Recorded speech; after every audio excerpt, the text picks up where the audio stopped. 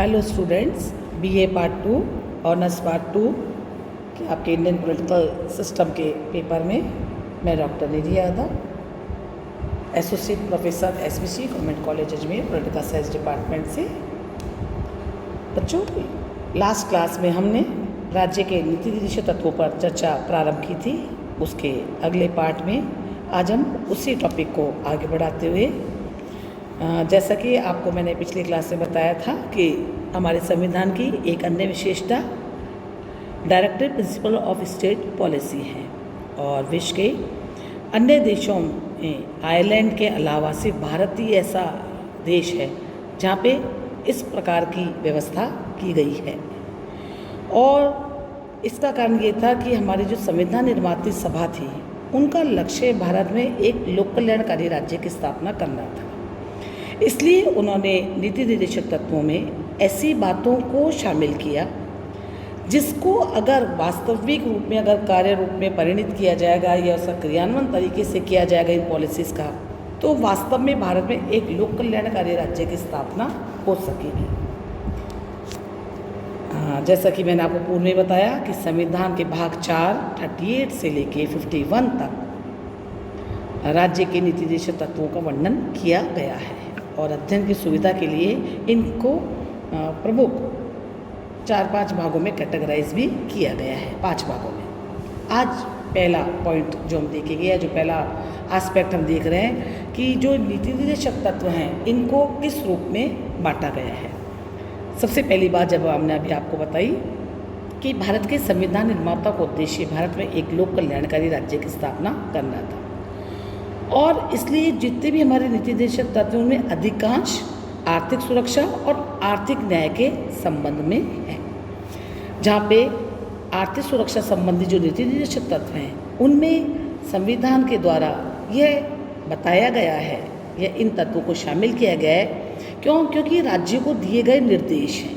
कि राज्य इस प्रकार की व्यवस्थाएं करेगा। तो आर्थिक सुरक्षा संबंध में राज्य क्या करेगा? पहली बात, राज्य प्रत्येक स्त्री और पुरुष को समान जीविका के समान अवसर प्रदान करेगा। दूसरी बात, राज्य अपने देश के भौतिक संसाधनों के इस प्रकार से व्यवस्था करेगा कि अधिक से अधिक समुदाय को उसका फायदा मिल सके, यानी कि सार्वजनिक हित हो।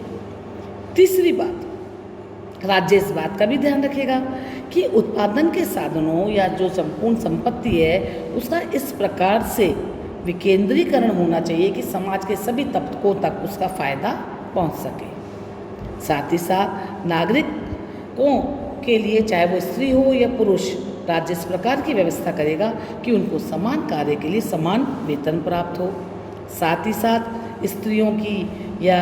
उनकी कमज़ोर विशेष या स्वास्थ्य संबंधी उनकी अगर कोई स्थितियां होती हैं, विशेष परिस्थितियां हैं या प्रसूति की उनकी कोई स्थिति है या जहाँ बच्चों की छोटी सुकुमार अवस्था है, उसका भी किसी भी तरह दुरुपयोग नहीं होगा, इसकी व्यवस्था भी राज्य करेगा।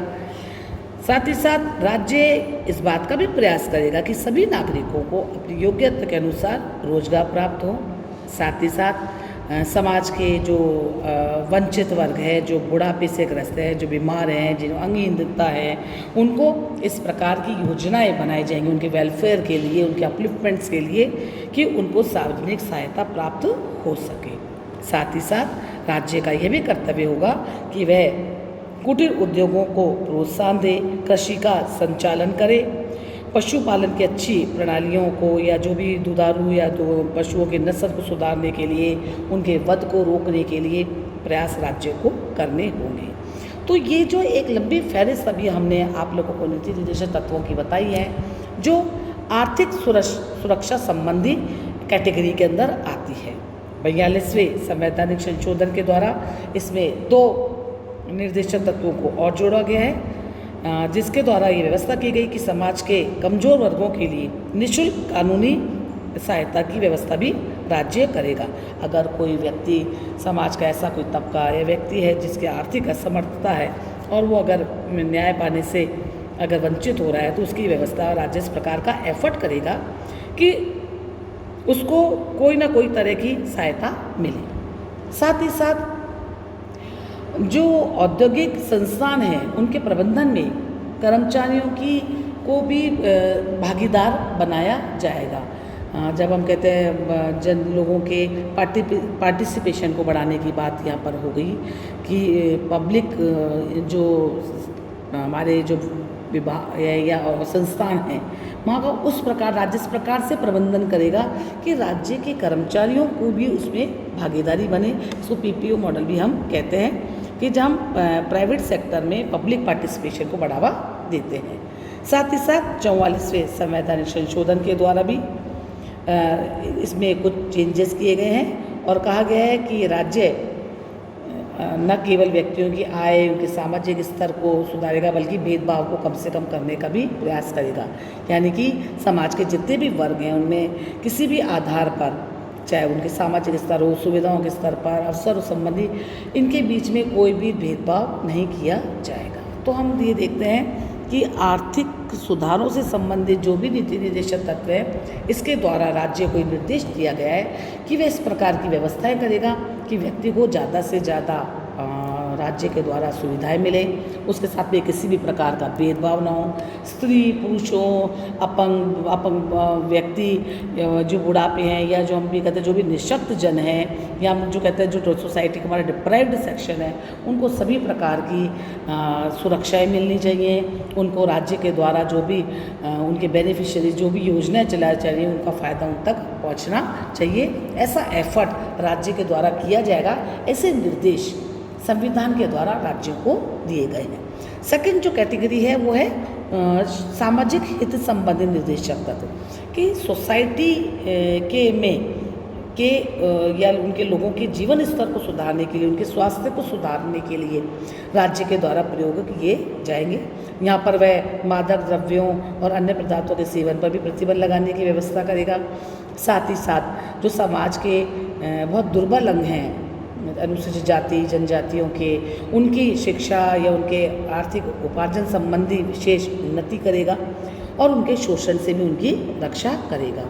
ये सामाजिक हित संबंधी निर्देशक तत्व यहाँ पे आपको 2 लाइनों में या 4 लाइनों में इसलिए बताए गए कि जब हमने आर्थिक सुरक्षा संबंधी निर्देशक तत्व देखे थे तो वहीं पे उनके सामाजिक अधिकारों को भी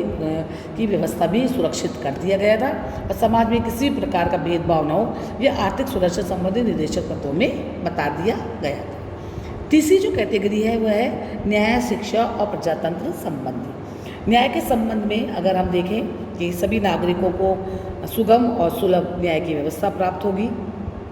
भारत के सभी नागरिकों के लिए एक समान नागरिक संहिता, जिसे यूनिफॉर्म सिविल कोड कहते हैं, उसको प्राप्त कराने का प्रयास किया जाएगा। यह अनुच्छेद 44 के द्वारा बताया गया है। साथ ही साथ मूल संविधान के अनुच्छेद 45 में कहा भी गया है कि निःशुल्क और अनिवार्य शिक्षा राज्य के द्वारा 14 वर्ष तक के बालकों के लिए व्यवस्था होगी। लेकिन 86 संवैधानिक संशोधन 2002 के द्वारा इसको अधिकार में और नया अनुच्छेद जोड़ दिया गया है, जहां ये व्यवस्था की गई है कि अब राज्य 6 वर्ष से कम उम्र के बच्चों के लिए भी शिक्षा का प्रयास करेगा। तो हम ये देखते हैं कि इसके साथ ही साथ ग्रास रूट लेवल पे डेमोक्रेसी को बढ़ावा देने के लिए राज्य ग्राम पंचायतों के संगठन की ओर कदम बढ़ाएगा। साथ ही साथ वह ये भी प्रयास करेगा कि इन ग्राम पंचायत या ग्रास रूट लेवल पे इन पंचायतों को इस प्रकार के अधिकार प्रदान किए जाएं कि वे स्वायत्त शासन की इकाइयों के रूप में कार्य कर सकें। तो ये जो तीसरी कैटेगरी है इसमें न्याय के बारे में, शिक्षा के बारे में और ग्रास रूट डेमोक्रेसी को मजबूत करने के लिए ग्राम पंचायतों के अधिकारों के संबंध में भी विशेष निर्देश राज्य को दिए गए हैं। चौथी कैटेगरी में हम देखते हैं तो प्राचीन स्मारकों की रक्षा संबंधी कि ये राज्य का दायित्व होगा, ये उसका कर्तव्य होगा कि वह राज्य के प्रत्येक स्मारक या जो भी ऐतिहासिक रुचि के स्थान हैं या जिन स्थानों को संसद ने राष्ट्रीय महत्व का घोषित कर दिया है उनकी रक्षा और उनके सुरक्षा के साथ साथ उनके संरक्षण का भी दायित्व राज्यों पर ही होगा। साथ ही साथ 42वें संवैधानिक संशोधन के द्वारा इसमें देश के पर्यावरण की रक्षा करने का दायित्व राज्यों को दिया गया है। साथ ही साथ राज्य के जो फॉरेस्ट है, जंगल हैं और उनके वन्य जीव हैं उनकी सुरक्षा का दायित्व राज्यों को सौंपा गया है। इसकी 5वीं और अंतिम कैटेगरी के अंदर हम देखते हैं कि अंतर्राष्ट्रीय शांति और सुरक्षा संबंधी निर्देशक तत्व भी हमारे संविधान के द्वारा बताए गए हैं, क्योंकि भारत का एक मूल मंत्र हमेशा से रहा है वसुधैव कुटुंबकम का जो उसका नारा रहा है। साथ ही साथ हमने अंतर्राष्ट्रीय क्षेत्र में जी और जीर्णोदय के सिद्धांत को भी अपनाया है और उसके अनुरूप ही अंतर्राष्ट्रीय शांति और सुरक्षा को बनाए रखने के लिए, सभी राष्ट्रों के बीच में न्याय और सम्मानपूर्ण संबंध स्थापित करने के लिए, अंतर्राष्ट्रीय कानून और संधियों के प्रति आदर भाव को बढ़ाने के लिए और सभी जो भी अगर कोई अंतर्राष्ट्रीय झगड़े होते हैं तो मध्यस्थ सुधारने के लिए भी अंतर्राष्ट्रीय कानून के द्वारा की क्या व्यवस्थाएं होंगी ये इसके अंदर बताया गया है। तो कुल मिलाकर के इन जो पांचों कैटेगरी हमने देखी है, जहाँ हमने आर्थिक, सामाजिक, न्याय, शिक्षा, अंतर्राष्ट्रीय, इस मतलब यहाँ पे जिसमें हम पर्यावरण भी शामिल कर रहे हैं, तो ये कोई भी ऐसा एस्पेक्ट नहीं बचा है जहाँ पे राज्यों को ये निर्देश दे दिए गए हो या राज्यों के कर्तव्य सुनिश्चित किए गए हैं कि वे इन सभी पक्षों में नागरिकों के लिए जहाँ पे नागरिक संबंधित हैं उनके अपलिफ्टमेंट के लिए, उनको फ़ायदा पहुँचाने के लिए, उनको सुविधाएं प्रोवाइड करने के प्रयास राज्य के द्वारा किए जाएंगे। तो इन उन निर्देशक तत्वों के उपरोक्त वर्णन के आधार पर हम ये भी कह सकते हैं कि भारत में वास्तविक प्रजातंत्र की स्थापना तभी हो सकेगी और भारत एक लोक कल्याणकारी वेलफेयर स्टेट के रूप में तभी अच्छे से स्थापित हो सकेगा जब प्रत्येक नागरिकों को स्वतंत्रता, समानता और सामाजिक न्याय प्राप्त होगा। और ऐसी ये जो भावना है, ऐसी जो इच्छा है, सदिच्छा है, वे हमारे संविधान निर्माताओं के द्वारा नीति निर्देशक तत्वों के रूप में प्रकट की गई है। आज की क्लास में बच्चों हमने इस पर व्यापक चर्चा कर ली है। आगे की क्लास में हम कोशिश करेंगे कि इस टॉपिक का समापन करें या इस टॉपिक के एक दो एस्पेक्ट जो और बचे हैं उन पर हम चर्चा करेंगे। धन्यवाद।